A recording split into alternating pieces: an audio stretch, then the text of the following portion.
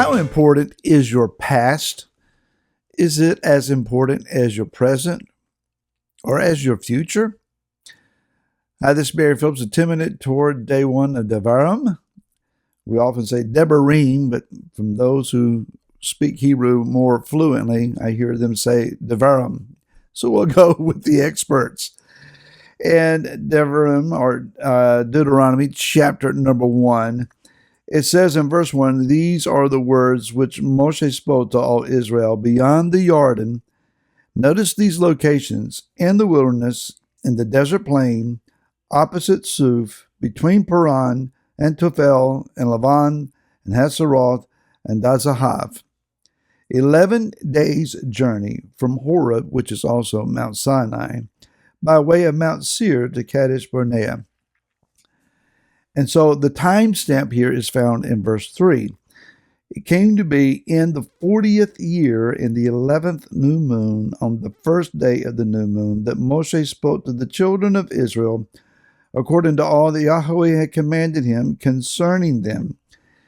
So Moshe, at the end of the previous book, Bamidbar, or Numbers, has been told to go and to wage war against Midian, and that after that he will be gathered up to his peoples, that he will come up on the mountain and he will die.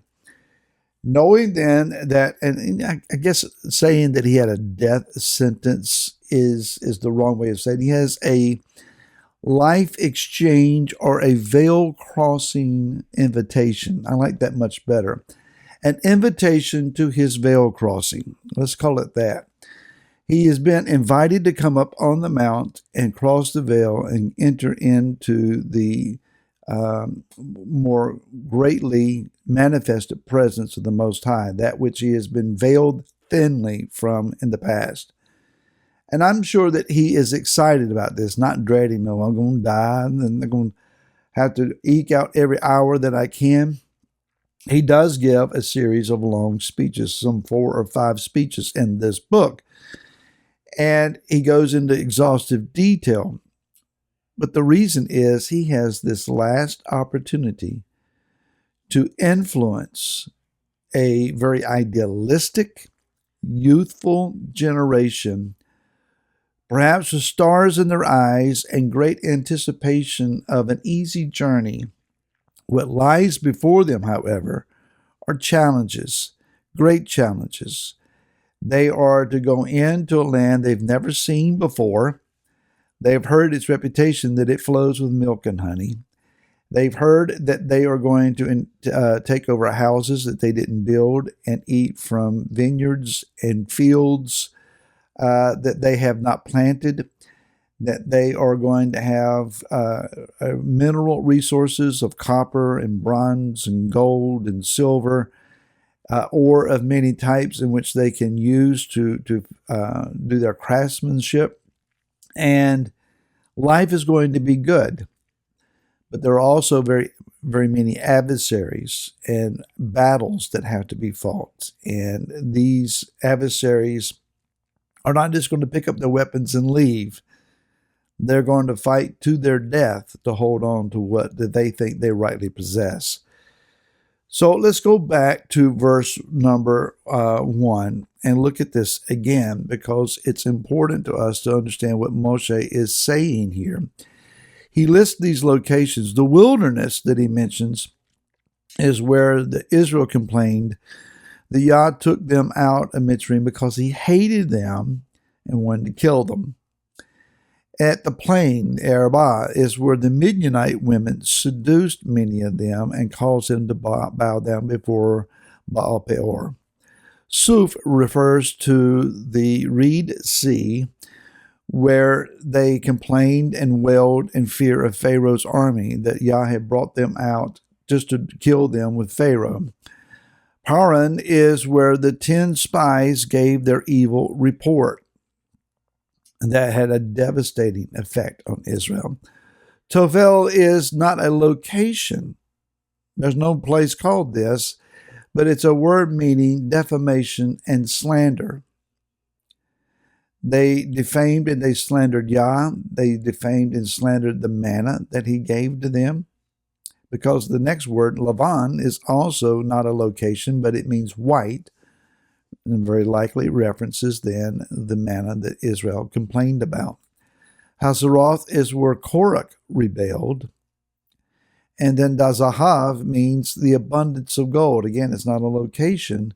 It's a reference to the abundance of gold that Israel took and fashioned the gold calf. So these are what one might call digs at this generation, although it was the parents and perhaps grandparents of these who were now his hearers that had actually engaged in those incidents. Might we say that the apple doesn't fall too far from the tree? But here's my question. Are we going to righteously motivate someone to walk uprightly and to do what is correct by reminding them of their past? Are we going to bring up all of the incidences where they failed?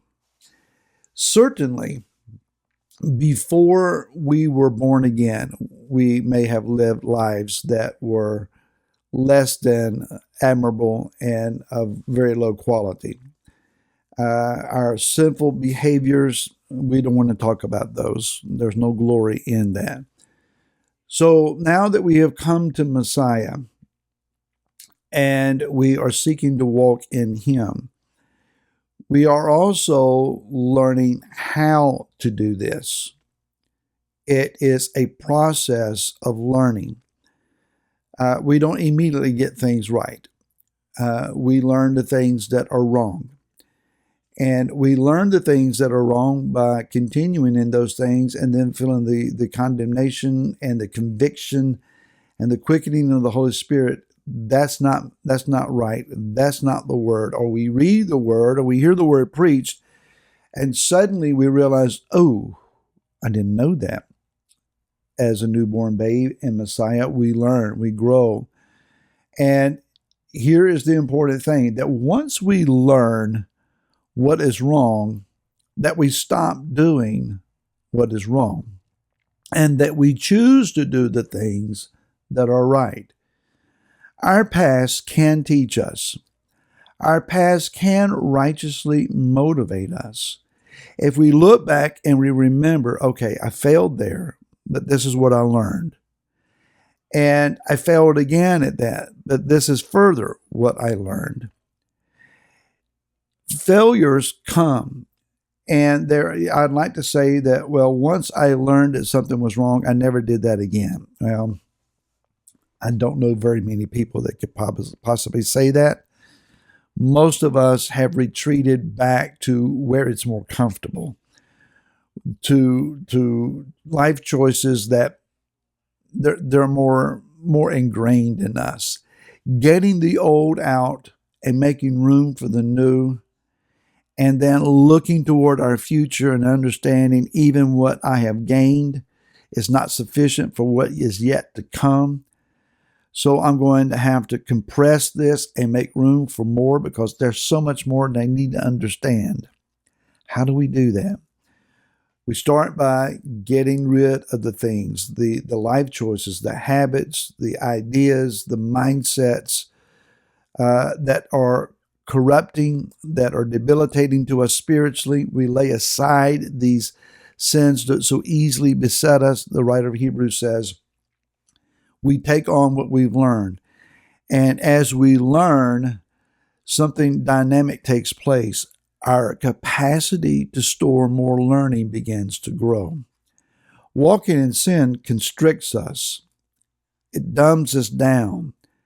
And we're held in bondage by these small chains. We break those things, and as we spiritually grow, our soul expands, our wisdom expands, our spirit begins to enlarge so that we can learn more. So if somebody wants to remind you of your past, I can say, okay, you're right.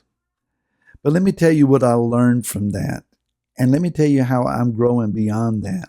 And let me tell you about my future, because it's exciting too. May your day be exciting, and may the future of tomorrow be exciting as well. Hope to see you again. To then, shalom.